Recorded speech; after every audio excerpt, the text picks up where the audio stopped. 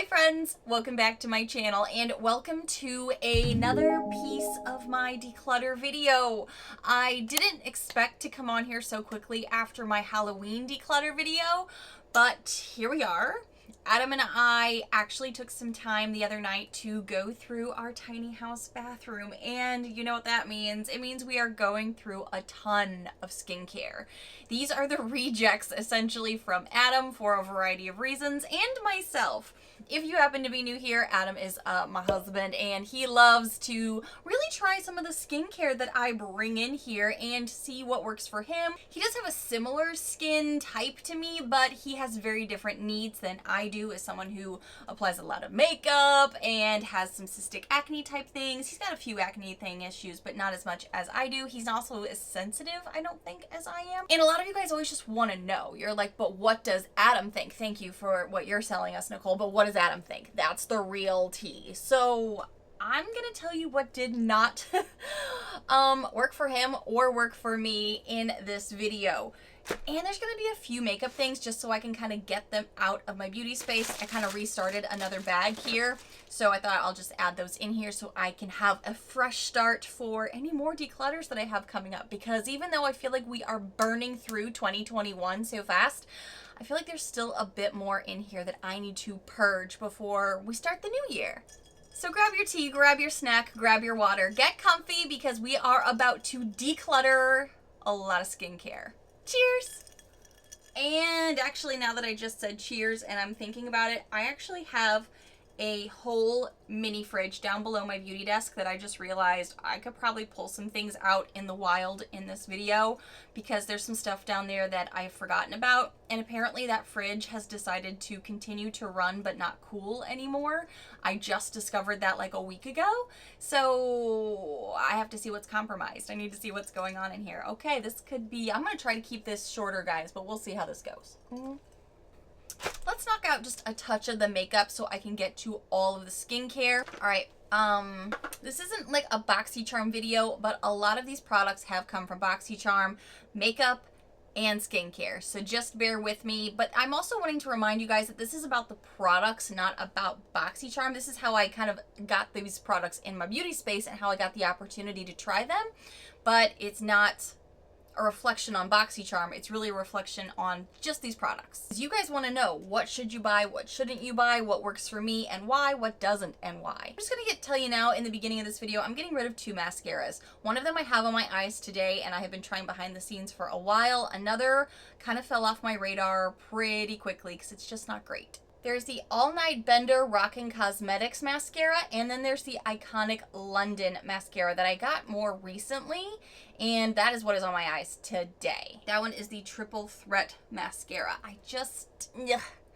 I don't really like these. I think the wand is actually kind of similar on these, so it could be some of it. The brush itself is not my cup of tea. I tend to like a fluffier wand, and this is definitely one of those more silicone, small, spiky brushes from Iconic London. And then over here with the Rockin' Cosmetics, which is a brand I had not heard of before this anyhow.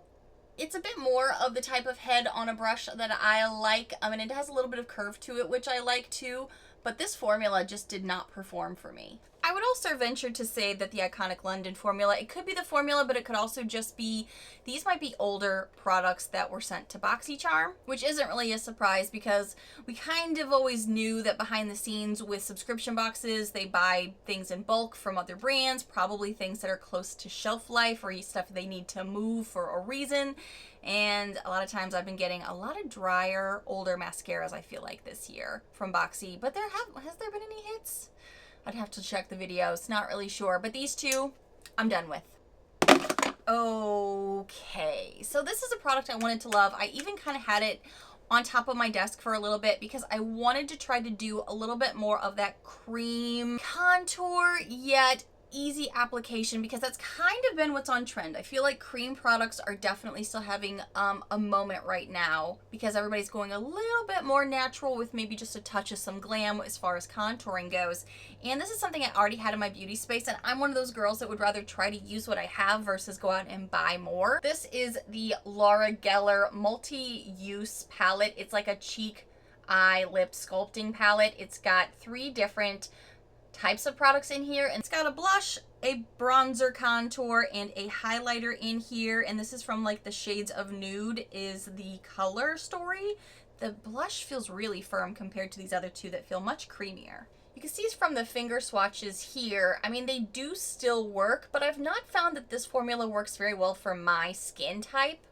I do have oily skin with bossy pores, and I'm also very much a creature of habit with how I do my makeup. And I try so hard when I'm trying other types of makeup like cream products to shake up my routine to see if I like something better. But for me, I'm very much a creature of habit. I'm super consistent. So for me, it's always kind of like a foundation, a concealer, a powder, and then I get to the face portion where I would go in with powder bronzers or something. And then I'm like, oh, you wanted to do this cream palette, and you're supposed to do creams before powders. And I'm a powder lover, being so oily and having some bossy pores that I'm always trying to blur.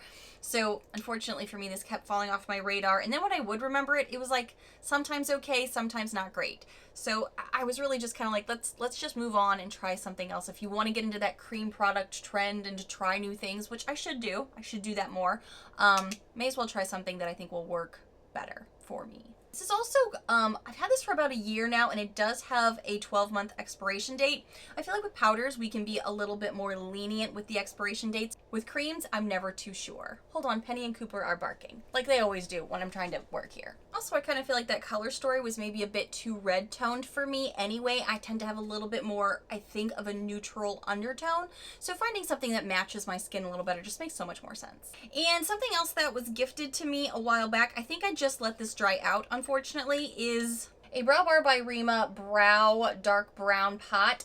This one's pretty firm, but it could be because I didn't put the lid down appropriately. And I've got so many brow products right now, I just kind of need to sift through what's working for me and what are things that are just kind of like dried out. I was trying to add some stuff to this, but then it got to be a little too bossy, so I think it's just a little too dried out. All right, kids, let's get into some skincare, which is going to be the bulk of this video. Okay, now I am moving over all this skincare that I had Adam, like I said, go through the cabinets and be like, what are you using? What are you not using? Because sometimes we're using the same things. Sometimes he prefers things that I don't, things like that. One of the first things I'm going to say, we kind of went through this like phase of trying to figure out a good foaming cleanser in the beginning of this year. So I felt like he was just kind of like trying a bunch of them, and one that has still stuck around, but he's so done with it and I'm so done with it, mostly because of the packaging issues, is this Cetaphil Gentle Foaming Cleanser. The pump on this is really the huge detractor. It's one of those that you have to keep picking back up over and over. After every single pump, it stays down. And you know, we've dealt with this for months and months, and as I kept getting Boxycharm cleansers, and some of them were foaming, some of them weren't, we've just kind of like slowly started pushing this further and further back in our collection at this point of cleansers. And we really liked how this foamed. We really liked a lot of this. This is something Adam picked up. I don't think it's cruelty-free. I will make that statement right up front. But since it was already in our bathroom and he was telling me, hey, help me use this up so we can get rid of it, that was like 2-3 months ago. And it's still to like here. So I will say, I wash my face multiple times a day, morning, night, and sometimes doubles at night, depending on how much makeup I got going. He washes his face every day, probably twice a day. I will say that this product has a lot of product in it. There's a lot to be had here, but the packaging has been so frustrating, and we've had other things that I think have let our skin feel nicer after the cleanse. This doesn't make your skin feel bad by any means. I don't really have bad things to say about the cleansing product itself, other than the packaging sucks, and I already have a ton, and he's done with it. I think he said it maybe dries out his skin just a touch. I do prefer some of the other things that I've been using because I feel like it helps my skin to really have some moisture to it without making it too oily, things like that, especially as it's getting cooler out. So this is something that he is just done with. I think he told me last night, he's like, I just gave up on that one. I'm just done with it.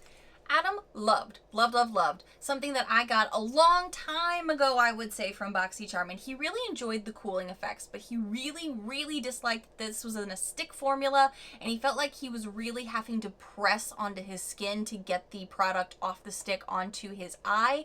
And so after a while, he just stopped using it, even though he thinks the formula is probably good. It's just too harsh, too firm of a stick maybe. This is something I didn't like intentionally for that in the very beginning, but he liked the cooling effects of this Tula under eye, I I think it's a brightening corrector. Glow and Get It Cooling and Brightening Eye Balm.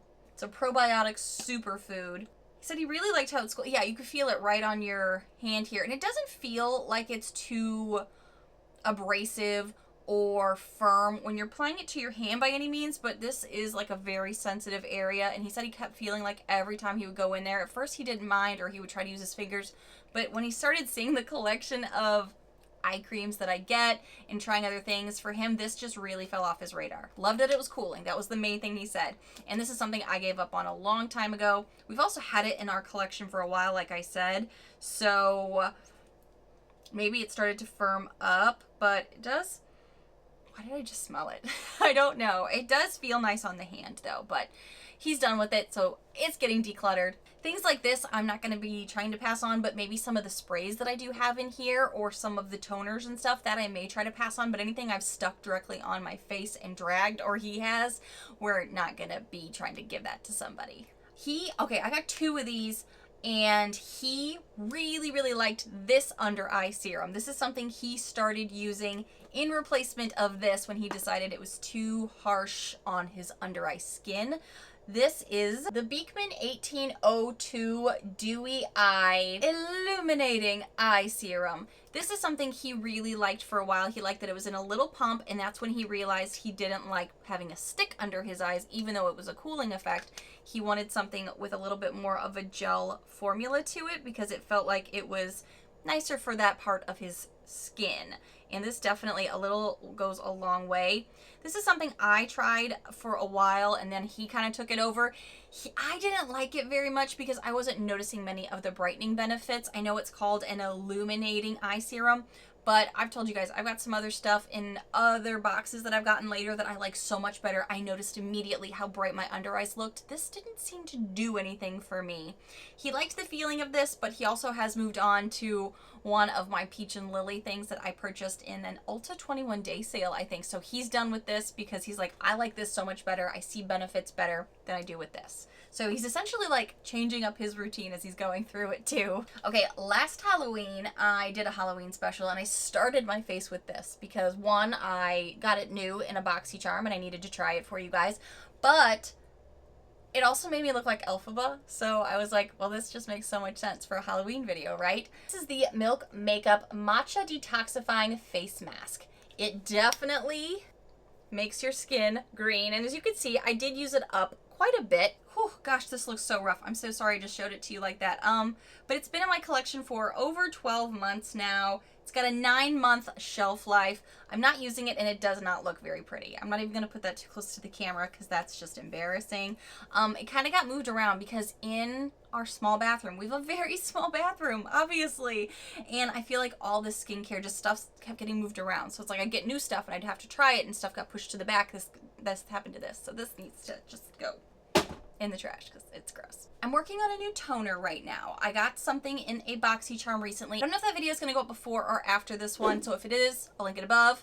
If not, stay tuned. What I'm trying right now is super milky, and I'm really seeing some benefits of my skin, and I'll be honest, toners are the thing that fall off my radar. Toners are something that you don't necessarily need to have in your makeup and skincare routine to make things look great. It does help, it does, but you don't need it. And that's the thing that if I'm running out of time or if I'm noticing some reactions to my skin, that'll be one of the first things I pull back and forget to bring back in. So I have this that's supposed to be super pricey. I think it's like 98 bucks or something like that. And I've not been using this, and neither has Adam. So we've decided to see if we can see if somebody else would like this. This is the Biro Bitter Greens Essence Toner. This is something that it's, like I said, super duper pricey. And the way I've always described makeup and skincare is I will use something for a while.